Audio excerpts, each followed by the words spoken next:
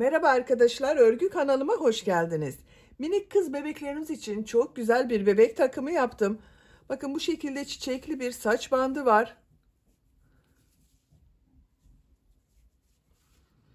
Güzel bir tığ işi bolero hırka var. Güzel bir bakın bahçıvan elbise var arkadaşlar.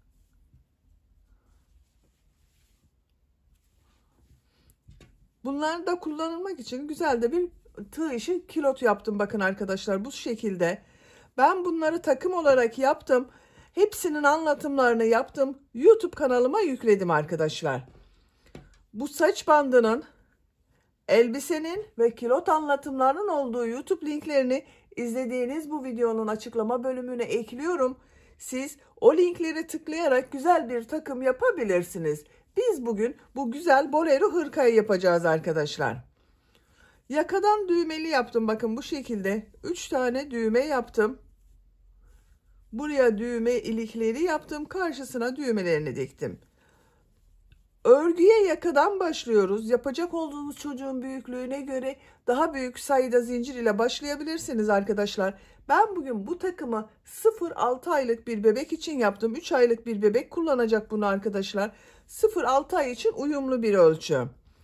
Siz daha büyük yapmak istiyorsanız bu arttırma sırasını 1 veya 2 sıra fazla yaparsanız 6-12 aylık bebek için olacaktır. Bakın yeni doğan bebek için yapmak istiyorsanız da arttırma sırasını 1 veya 2 sıra eksik yapabilirsiniz. Ben bunun örgüsünde iplik olarak bakın bu şekilde bir iplik kullandım. Kendinden ebruri bir iplik.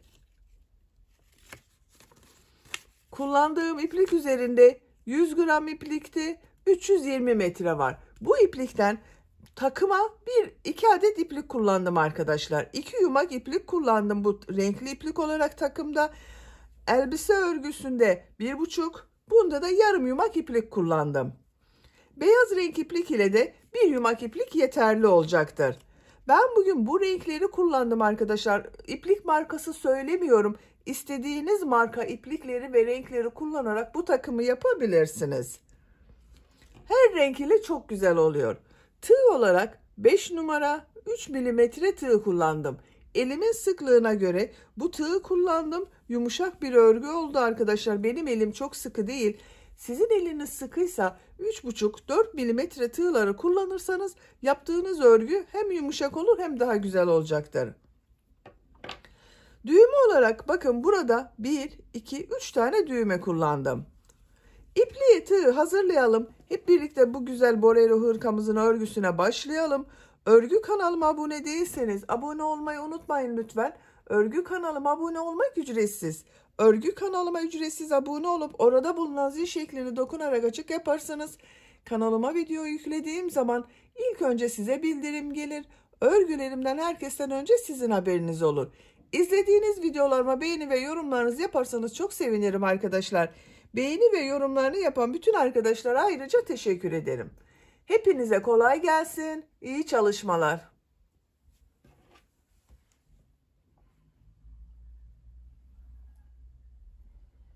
Örgüye yakadan zincir yaparak başlıyorum.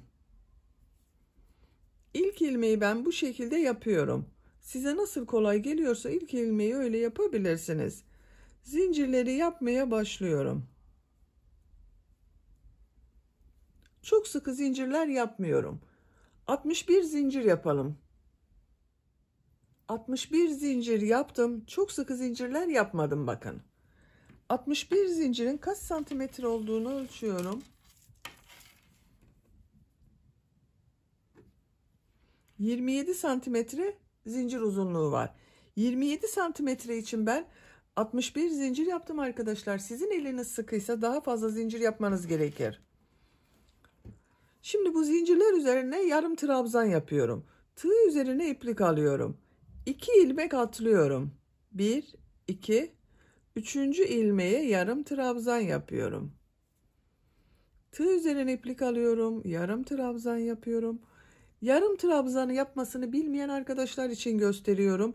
Tığ üzerine iplik alıyorum. İlmeği tığa takıyorum. İplik aldım. Tığ üzerinde 3 ilmek var. Üçünün içinden bir defa da çekiyorum. Yarım trabzan oluyor. Her ilmek üzerine bir yarım trabzan yapıyoruz.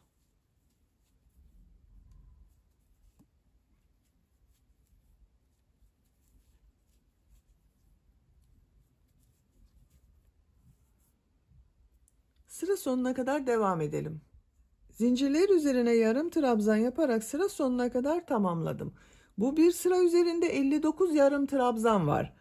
Bu sıra başında 2 ilmek atlayarak yaptığımda bir yarım trabzan, bununla birlikte 59 arkadaşlar. İkinci sıradayım. İkinci sırada yakanın arttırma yerlerini belirleyeceğiz. Burada işaret yapalım. Bakın 2, 4, 6, 8 ilmek sayıyorum. 9'uncuya işaret yapıyorum.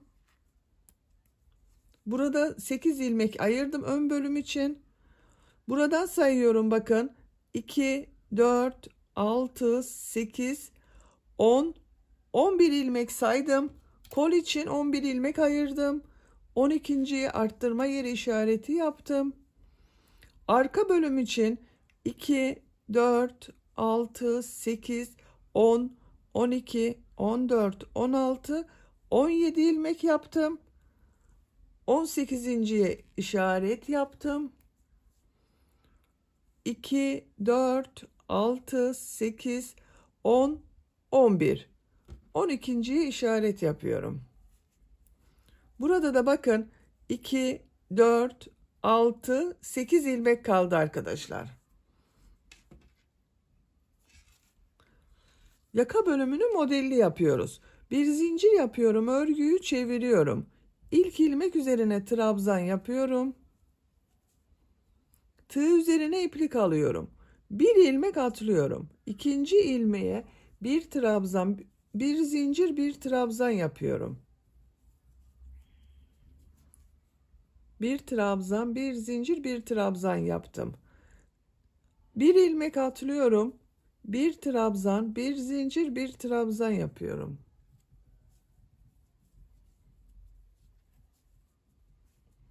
Bir ilmek atlıyorum. Bir trabzan, bir zincir, bir trabzan yapıyorum. Bakın arkadaşlar, ön bölümde 3 model yaptım. Arttırma yerine geldim bakın. Bir ilmek atlıyorum, arttırma yerine arttırma trabzanları yapacağız. İşareti çıkarıyorum.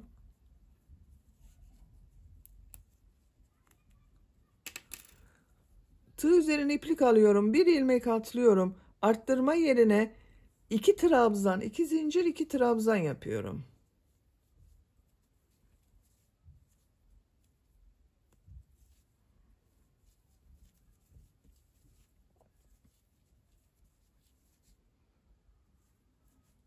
Bir ilmek atlıyorum. Bir trabzan, bir zincir, bir trabzan yapıyorum.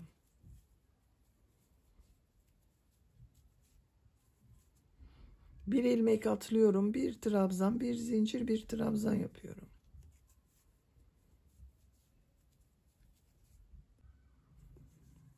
Bir ilmek atlıyorum. Bir trabzan, bir zincir, bir trabzan yapıyorum. Bir ilmek atlıyorum. Bir trabzan, bir zincir, bir trabzan yapıyorum. Bir ilmek atlıyorum. Bir trabzan, bir zincir, bir trabzan yapıyorum. Bakın kol bölümünde de arttırmadan sonra 1, 2, 3, 4, 5 model yaptım. Bir ilmek atlıyorum. Bu arttırma yerine de 2 trabzan, 2 zincir, 2 trabzan yapıyorum.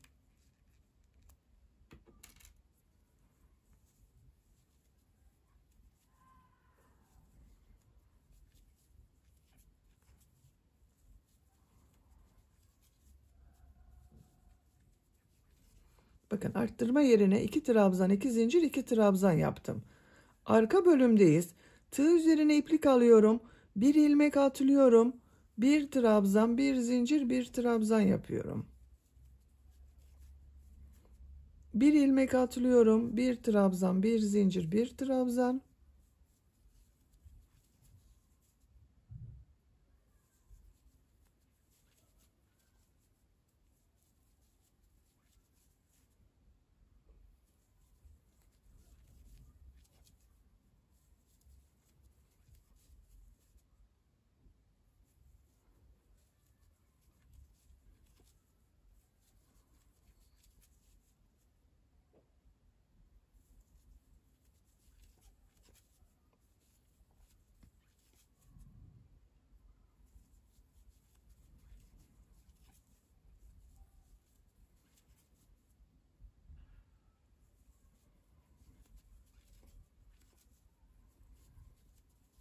Bakın arttırma yapacağım yere kadar modelleri yaptım.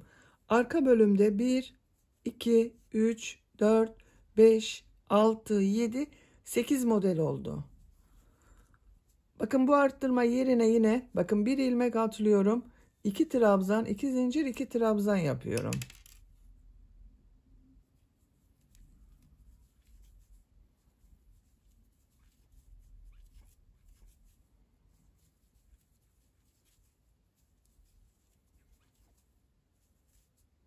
Bir ilmek atlıyorum.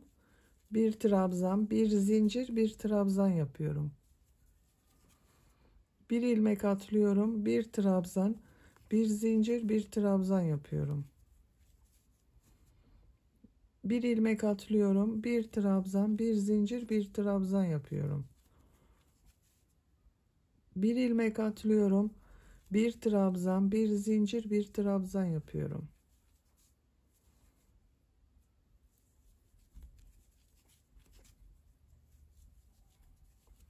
Bakın arttırma yapacağım yere geldim. Burada da 1, 2, 3, 4, 5 model oldu. Bu kolda da 5 model yaptım. Buraya da 5 model yaptım.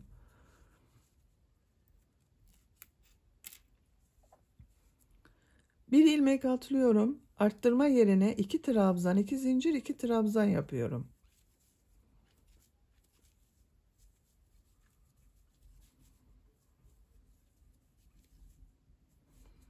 Bir ilmek atlıyorum.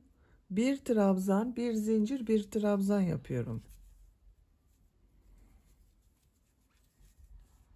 Bir ilmek atlıyorum. Bir trabzan, bir zincir, bir trabzan yapıyorum. Bir ilmek atlıyorum. Bir trabzan, bir zincir, bir trabzan yapıyorum.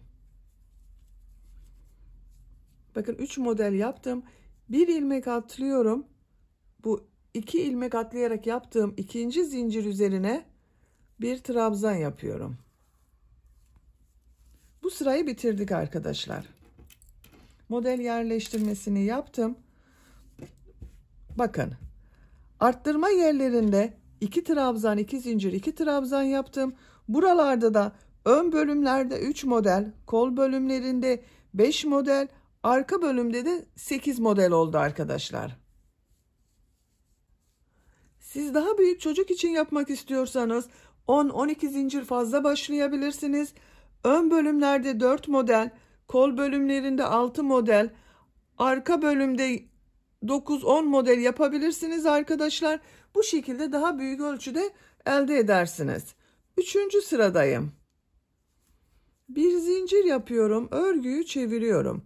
İlk ilmek üzerine trabzan yapıyorum. Tığ üzerine iplik alıyorum. Bakın bu bir trabzan, bir zincir, bir trabzan yaptım. Bu bir zincirin üzerine model ortasına bir trabzan, bir zincir, bir trabzan yapıyorum. Model ortasına bir trabzan, bir zincir, bir trabzan yapıyorum. Bir trabzan, bir zincir, bir trabzan yapıyorum. Bakın 1, 2, 3 modeli yaptım. Arttırma yerini yapacağız şimdi. Tığ üzerine iplik alıyorum. Bu arttırma yerinden önce bir boşluk var. Buraya bir trabzan yapıyorum.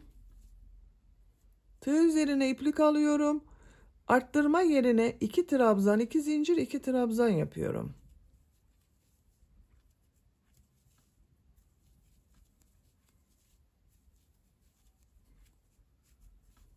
Bakın bu model ortasına geçmeden önce buraya bir trabzan yapıyorum.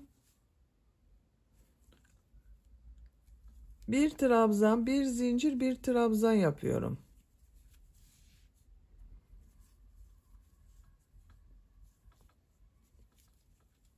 Bir trabzan, bir zincir, bir trabzan yapıyorum yine.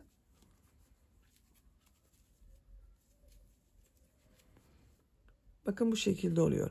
Buraya arttırma yapmak için arkadaşlar bir sonraki sırada bunun üzerine de bir trabzan, bir zincir, bir trabzan yapacağız. Bu sırada bir trabzan yaptım. Buraya kadar devam edelim. Bakın buraya kadar modelleri yaptım. 1, 2, 3, 4, 5 model oldu yine arkadaşlar. Bakın buraya bir trabzan yaptım. Buraya da bir trabzan yapıyorum. Tığ üzerine iplik alıyorum. Arttırma yerine 2 trabzan, 2 zincir, 2 trabzan yapıyorum.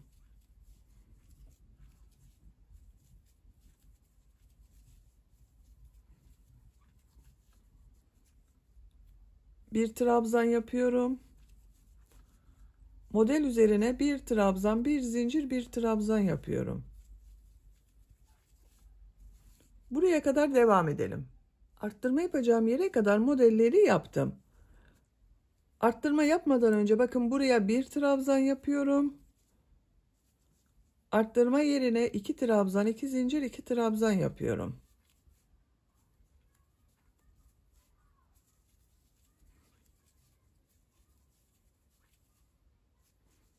Bir trabzan yapıyorum. Model üzerine model yapıyorum bakın. Bir trabzan, bir zincir, bir trabzan yaptım.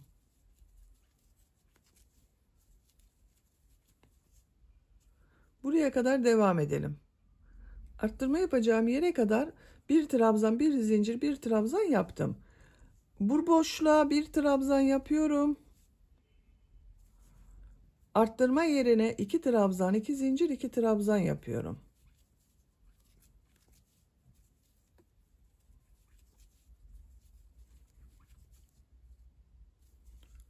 Boşluğa bir trabzan yapıyorum. Bir trabzan, bir zincir, bir trabzan yapıyorum. Bir trabzan, bir zincir, bir trabzan yapıyorum. Bir trabzan, bir zincir, bir trabzan yapıyorum. Bakın son ilmek üzerine trabzan yapıyorum. Bakın arkadaşlar 3. sırayı da bitirdik. 4. sıradayım. Bir zincir yapıyorum, örgüyü çeviriyorum. İlk ilmek üzerine trabzan yapıyorum. Model üzerine bir trabzan, bir zincir, bir trabzan yapıyorum.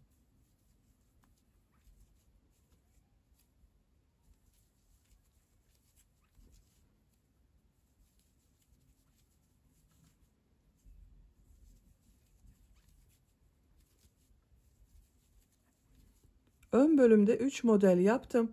Bir alt sırada buraya bir trabzan yaptım bakın. Bu trabzanın üzerine bir trabzan, bir zincir, bir trabzan yapıyorum. Ön bölümde 4 model oldu. 1, 2, 3, 4. Arttırma yerine 2 trabzan, 2 zincir, 2 trabzan yapıyorum.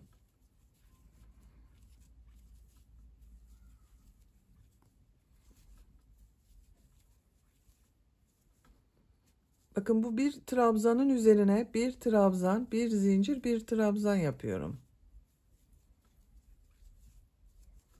Model üzerine model yapıyorum. Bir trabzan, bir zincir, bir trabzan. Buraya kadar devam edelim. Bakın bir trabzana kadar modelleri yaptım. Bu bir trabzan üzerine bir trabzan, bir zincir, bir trabzan yapıyorum.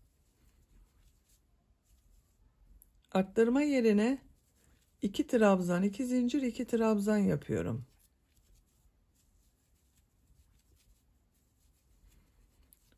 Bu sırada kol bölümünde bakın 1, 2, 3, 4, 5, 6, 7 model oldu.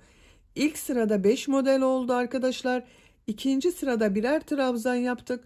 Bu sırada da 7 model oldu bakın kol üzerinde. Bir trabzan üzerine bir trabzan, bir zincir, bir trabzan yapıyorum. Modellerin üzerine bir trabzan, bir zincir, bir trabzan yapıyorum. Bu şekilde olacak arkadaşlar. Devam edelim. Bakın bu trabzanın üzerine bir trabzan, bir zincir, bir trabzan yapalım. Arttırma yerinde 2 trabzan, 2 zincir, 2 trabzan. Bu bir trabzan üzerine bir trabzan, bir zincir, bir trabzan. Diğer modelleri yaparak sıra sonuna kadar tamamlayalım. Sıra sonuna kadar tamamladım. Bakın arkadaşlar bu şekilde oldu. Bu sırada bu arttırma yerlerinden önce trabzanlar üzerine de bir trabzan, bir zincir, bir trabzan şeklinde modeller yaptım bakın.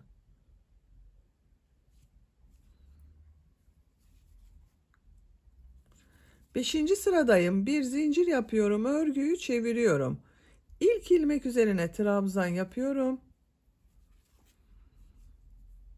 Bir trabzan, bir zincir, bir trabzan yapıyorum.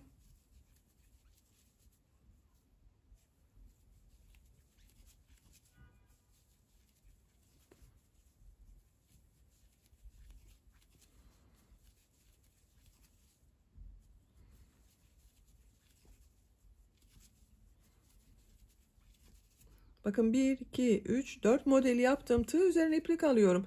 Bu sırada arttırma yerinden önce ve sonra bir trabzan yapıyorum. Bakın buraya bir trabzan yapıyorum. Arttırma yerine 2 trabzan, 2 zincir, 2 trabzan yapıyorum.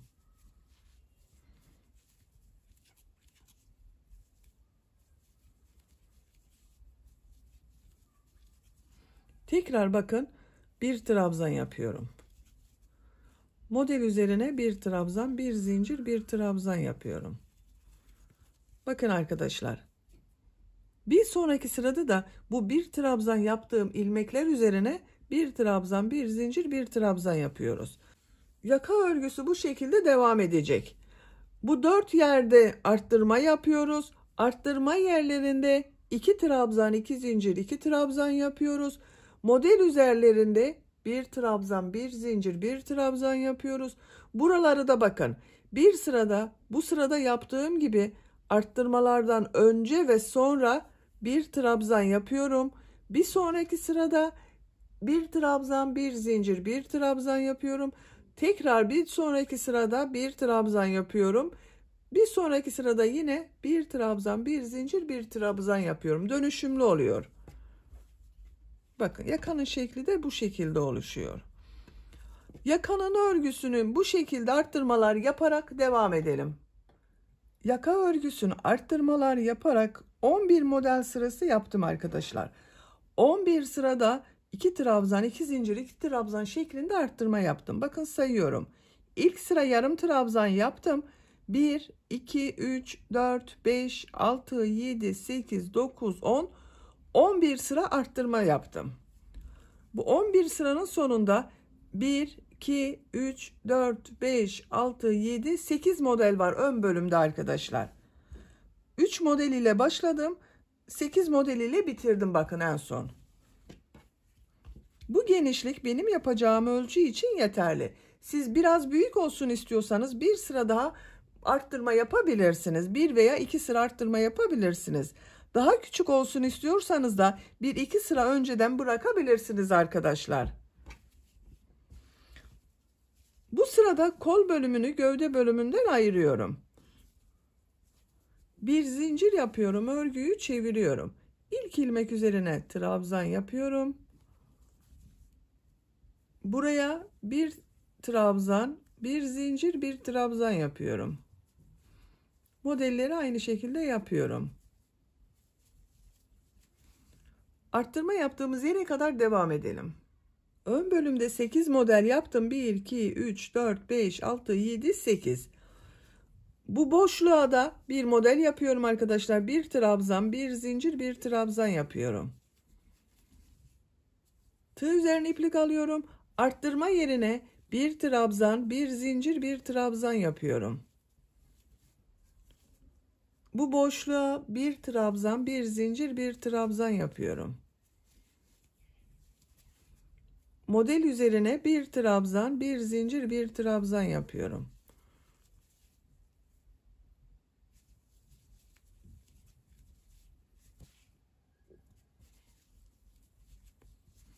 Bakın arttırma yerinin üzerine bir trabzan, bir zincir, bir trabzan yaptım. Arttırmadan önce bakın buraya da bir trabzan, bir zincir, bir trabzan yaptım. Buraya da. Buraya kadar devam edelim. Buraya kadar bakın kolda bulunan modelleri yaptım arkadaşlar. Bu boşluğa bir trabzan, bir zincir, bir trabzan yapıyorum. Arttırma yerine bir trabzan yapıyorum. Şimdi kol bölümünü gövde bölümünden ayıracağız. Bakın bu arttırma yerinde buraya bir trabzan, bir zincir, bir trabzan yaptım. Bu boşluğa tığ takıyorum. İlmek aldım, içinden çekiyorum. Bir zincir yapıyorum. Buraya bir trabzan yapıyorum. Bakın buraya yine bir trabzan, bir zincir, bir trabzan oldu. Ama bakın kol bölümünü gövde bölümünden ayırdım. Boşluğa bir trabzan, bir zincir, bir trabzan yapıyorum. Model üzerine bir trabzan, bir zincir, bir trabzan yapıyorum. Buraya kadar devam edelim. Buraya kadar modelleri yaptım. Bu boşluğa bir trabzan, bir zincir, bir trabzan yapıyorum.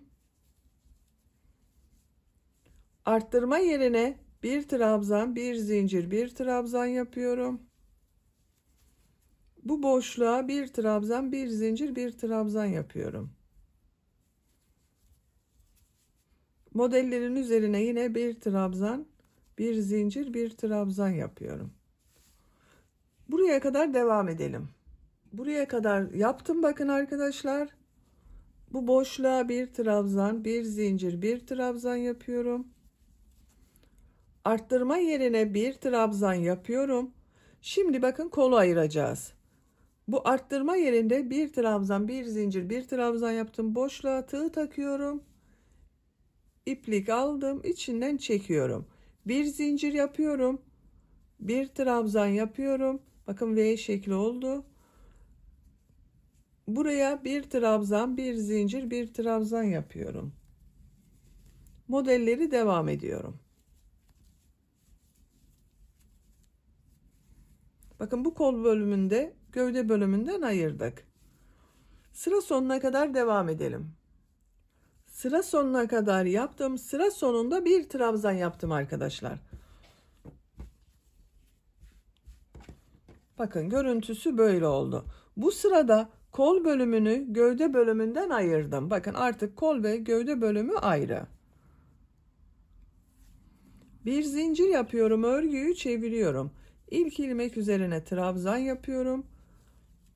Bir trabzan, bir zincir, bir trabzan yapıyorum. Kol altına kadar devam edelim. Kol altına kadar modelleri yaptım. 1, 2, 3, 4, 5, 6, 7, 8, 9, 10 model oldu arkadaşlar. Tığ üzerine iplik alıyorum. Bakın ön ve arka bölümü birleştirdiğim bu ilmek üzerine bir trabzan, bir zincir, bir trabzan yapıyorum. Buraya bir trabzan, bir zincir, bir trabzan yapıyorum. Model üzerine yine aynı şekilde devam ediyorum. Kol altında bir model yaparak arttırma yaptım. Diğer kol altına kadar devam edelim. Diğer kol altına kadar modelleri yaptım. Bu birleştirme yaptığım ilmek üzerine bir trabzan, bir zincir, bir trabzan yapıyorum. Model üzerine bir trabzan, bir zincir, bir trabzan yapıyorum.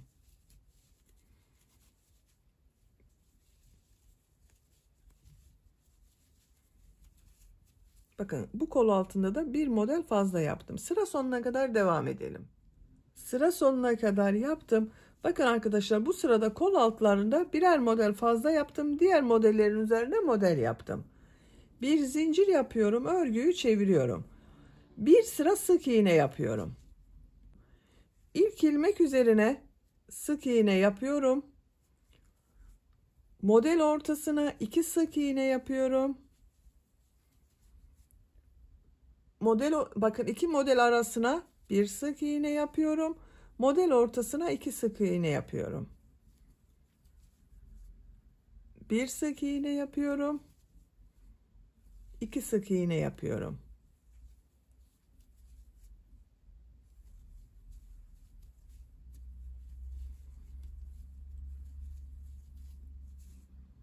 Sıra sonuna kadar devam edelim. Sıra sonuna kadar bir sıra sık iğne yaptım. İpliği kestim.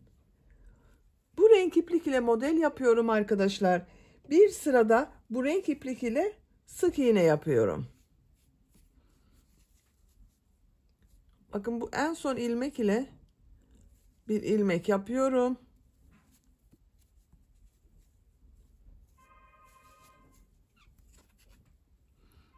Bir zincir yapıyorum. Aynı ilmeğe sık iğne yapıyorum. Diğer ilmeklere sık iğne yaparak devam ediyorum. Bakın iplik ucunda bu şekilde içinde tutuyorum.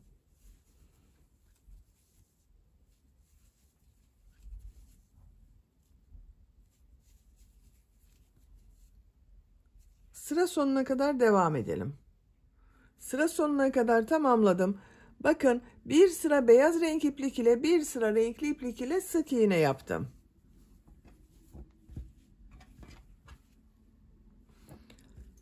Şimdi renkli iplik ile model yerleştirmeye başlıyorum. Bir zincir yapıyorum, örgüyü çeviriyorum. Tığ üzerine iplik alıyorum. İlk ilmek üzerine üçlü trabzan yapıyorum. Bakın 3 defa da çıkarıyorum. Tığ üzerine iplik alıyorum. 2 ilmek atlıyorum. 3. ilmeğe 2 üçlü trabzan, 2 zincir, 2 üçlü trabzan yapıyorum. Tığ üzerine iplik alıyorum. Üçlü trabzanı bilmeyen arkadaşlar için gösteriyorum. Tığ üzerine iplik alıyorum. İlmeğe tığ taktım, iplik aldım, uzatıyorum bakın. Tığ üzerinde 3 ilmek var. İplik alıyorum. Bir ilmekten çektim. Tekrar iplik alıyorum. 2 ilmekten çıkardım. Tekrar iplik alıyorum. 2 ilmekten çıkardım. Üçlü trabzan oldu. 3 defa da çıkarıyoruz arkadaşlar. 2 zincir yaptım. 2 üçlü trabzan yapıyorum.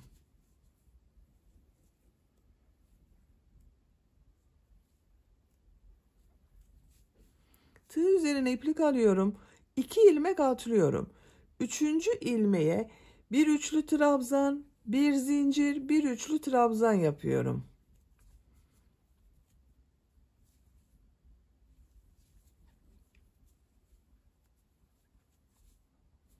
Tığ üzerine iplik alıyorum. 2 ilmek atlıyorum.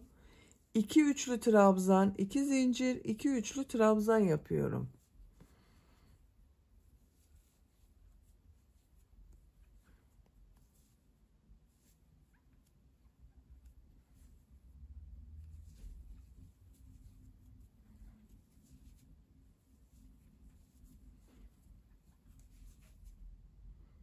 İki ilmek atlıyorum. Bir üçlü trabzan, bir zincir, bir üçlü trabzan yapıyorum.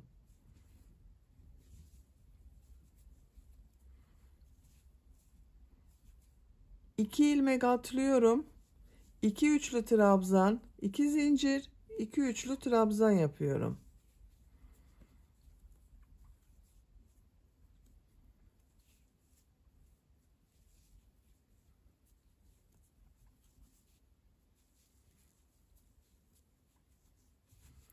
İki ilmek atlıyorum. Bir üçlü trabzan, bir zincir, bir üçlü trabzan yapıyorum. Bakın arkadaşlar. Bir ilmeğe 2 üçlü trabzan, 2 zincir, 2 üçlü trabzan yapıyoruz. 2 ilmek atlıyoruz. Bir ilmeğe bir üçlü trabzan, bir zincir, bir üçlü trabzan yapıyoruz. Tekrar 2 ilmek atlayıp 2 üçlü trabzan, 2 zincir, 2 üçlü trabzan yapıyoruz. Sıra sonuna kadar devam edelim. Modelleri sıra sonuna kadar yaptım. Son modeli 2 üçlü trabzan, 2 zincir, 2 üçlü trabzan yaptım. Sıra başında da bakın aynı şekilde 2 üçlü trabzan, 2 zincir, 2 üçlü trabzan model başladım arkadaşlar. Tığ üzerine iplik alıyorum. 1, 2, 3 ilmek var. 2 ilmek atlıyorum. Son ilmek üzerine üçlü trabzan yapıyorum. Bakın bu sırada modelleri yerleştirdim.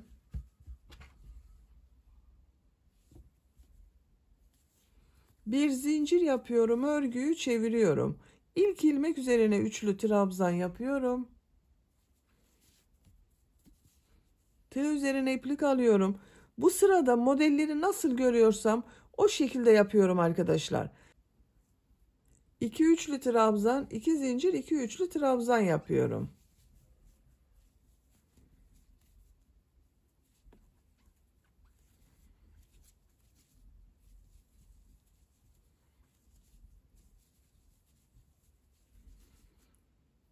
Bir üçlü trabzan, bir zincir, bir üçlü trabzan yapıyorum.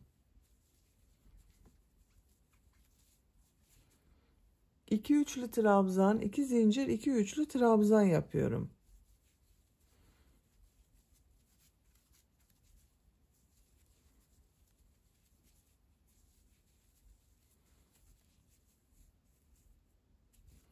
Sıra sonuna kadar devam edelim. Sıra sonuna kadar modelleri yaptım. Tığ üzerine iplik alıyorum. Bu trabzan üzerine bir üçlü trabzan yapıyorum.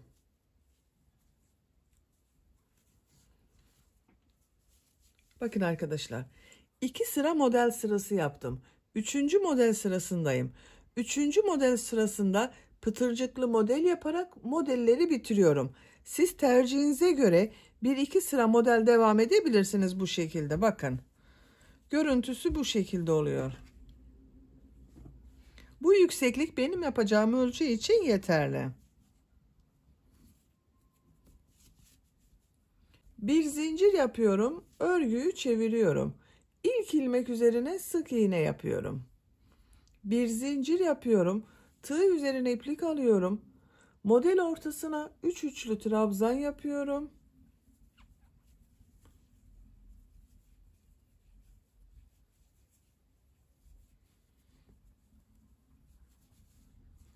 İki zincir yapıyorum. Pıtırcık modeli yapmak için bakın son yaptığım trabzanın bu ilmeğe tığ takıyorum. İplik aldım. Pıtırcık modeli yapıyorum. Tığ üzerine iplik alıyorum. 3 üçlü trabzan yapıyorum.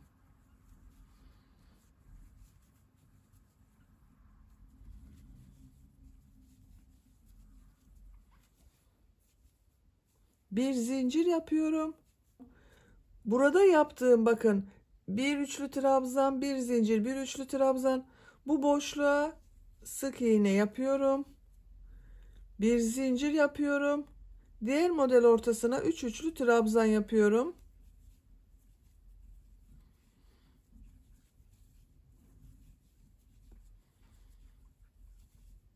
İki zincir yapıyorum. Pıtırcık modeli yapıyorum. 3 üçlü trabzan yapıyorum.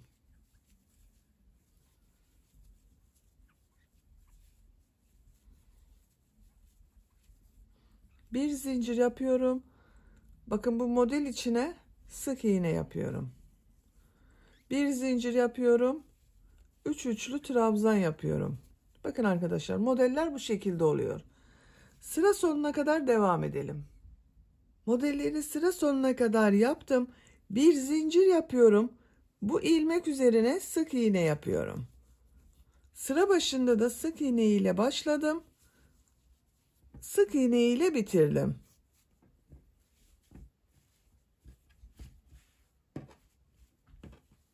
Bu şekilde oldu arkadaşlar. Şimdi bu ön patta pıtırcık modelleri yapıyorum. Pıtırcık modellerini yaparken düğme ilikleri yapıyorum. Yerlerine işaret yapıyorum. Bakın bir düğme iliğini bu yaka başlangıcına,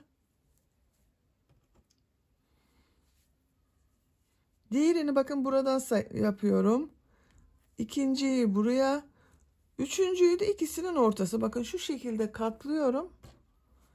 Ortaya işaret yapıyorum.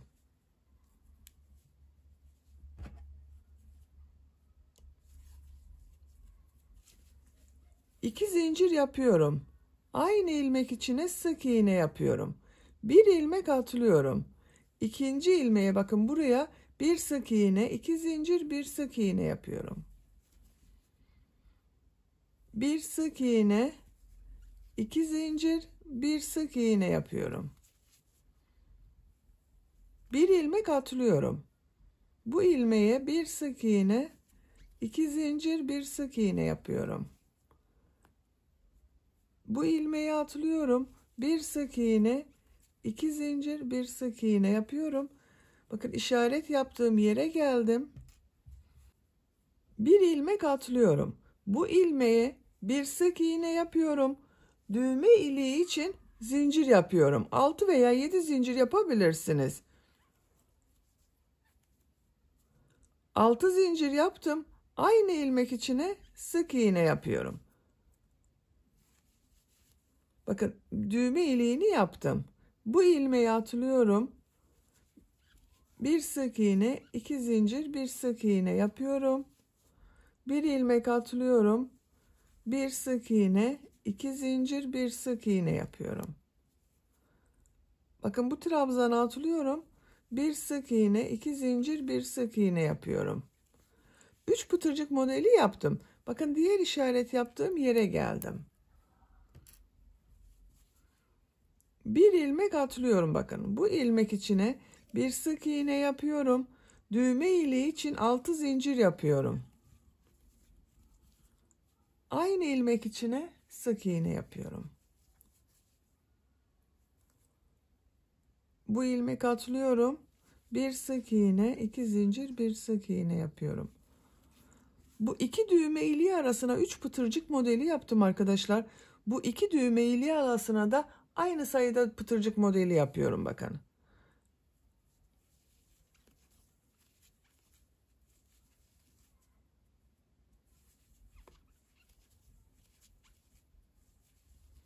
Üç pıtırcık modelini yaptım.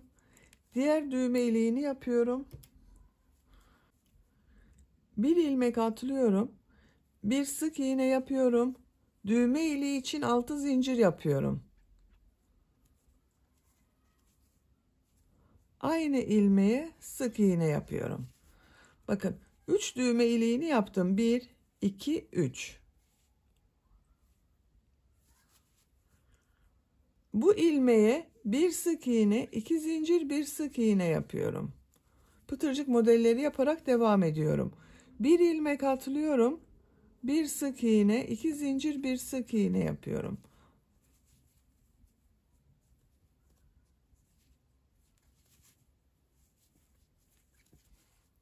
Bir ilmek atlıyorum. Bir sık iğne, 2 zincir, bir sık iğne yapıyorum. Bakın bu iplik ucunu içinde kaybediyorum arkadaşlar. Sıra sonuna kadar devam edelim. Burada yaptığımız gibi pıtırcık modelleri yapacağız. Yaka çevresinde pıtırcık modelleri yaparak sıra sonuna kadar devam edelim. Sıra sonuna kadar pıtırcık modellerini yaptım. Burada yaptığım sık iğne ile ilmek kaydırma yaparak birleştiriyorum. İpliği kesiyorum.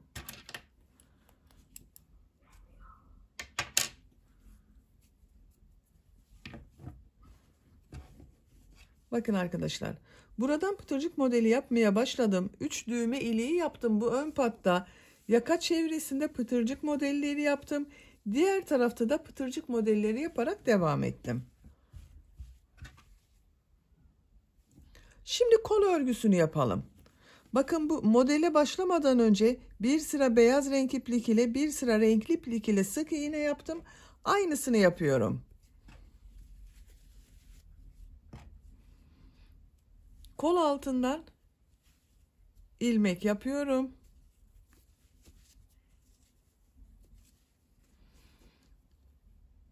Bu bakın bir zincirli boşluğa 2 sık iğne yapıyorum. 2 model arasına bir sık iğne yapıyorum. Model ortasına 2 sık iğne yapıyorum.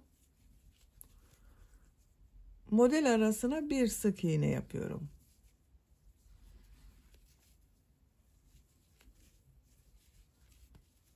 Sıra sonuna kadar devam edelim. Sıra sonuna kadar sık iğne yaptım. İlk yaptım bakın bu ilmek ile ilmek kaydırma yaparak birleştiriyorum. İpliği kesiyorum.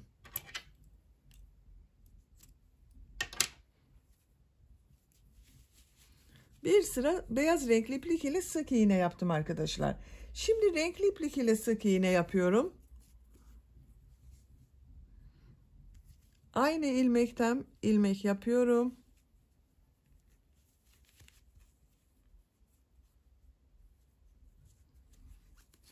Bir zincir yaptım, sağlamlaştırdım. Sık iğne yapıyorum.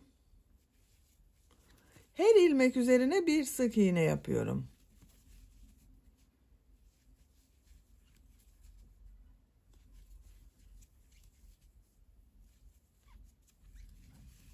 Sıra sonuna kadar devam edelim. Sık iğne yaparak sıra sonuna kadar yaptım. İlk ilmek ile ilmek kaydırma yaparak sırayı birleştiriyorum. Bakın 2 sıra sık iğne yaptık arkadaşlar. Şimdi model yerleştirmeye başlıyorum.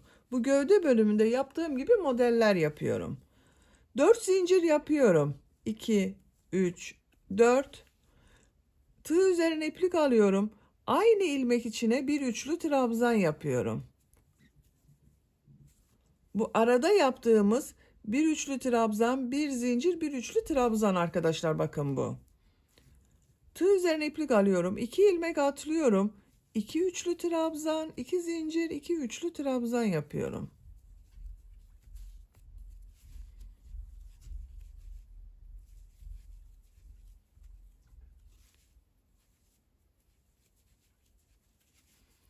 İki ilmek atlıyorum. Bir üçlü trabzan, bir zincir, bir üçlü trabzan yapıyorum. 2 ilmek atlıyorum. 2 üçlü trabzan, 2 zincir, 2 üçlü trabzan yapıyorum.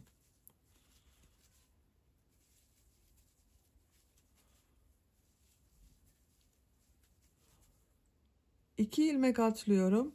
Bir üçlü trabzan, bir zincir, bir üçlü trabzan yapıyorum. Sıra sonuna kadar devam edelim. Modelleri sıra sonuna kadar yaptım.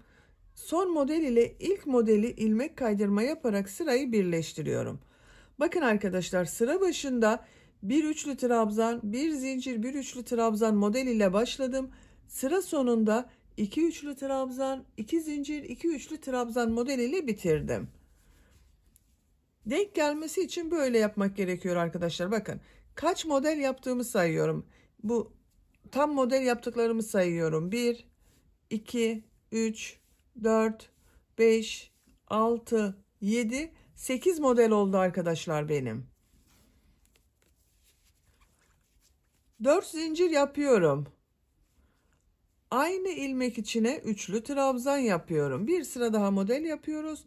Model ortasına 2 üçlü trabzan, 2 zincir, 2 üçlü trabzan yapıyorum.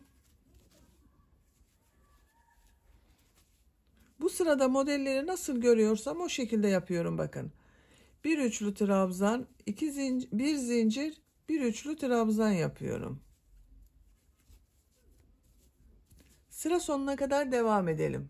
Sıra sonuna kadar tamamladım. İlk model ile ilmek kaydırma yaparak sırayı birleştiriyorum.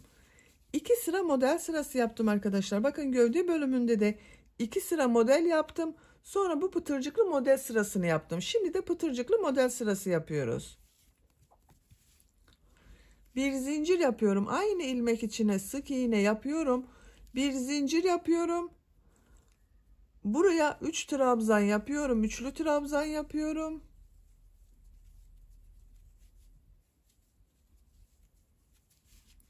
İki zincir yapıyorum.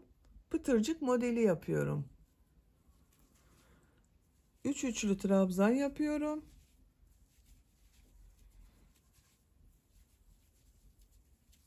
Bir zincir yapıyorum. Sık iğne yapıyorum. Bir zincir yapıyorum. Pıtırcıklı model yapıyorum, bakın. Burada yaptığımız gibi.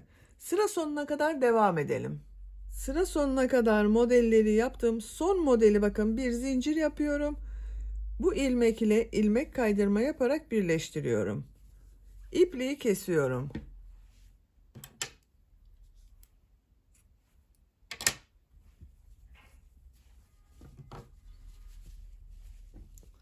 Bakın arkadaşlar, bu şekilde oldu. Kol örgüsünü bitirdim. Diğer kol örgüsünde aynı şekilde başladım. Her iki kol örgüsünü ben tamamladım arkadaşlar. Siz de bu kol örgüsünü başladığımız gibi başlayıp aynı şekilde yapabilirsiniz. Böylece bolero hırkanın örgüsünü de bitirmiş oldum. Bakın, bu şekilde çok güzel oldu arkadaşlar. Bitmiş olarak size ölçülerini söylüyorum.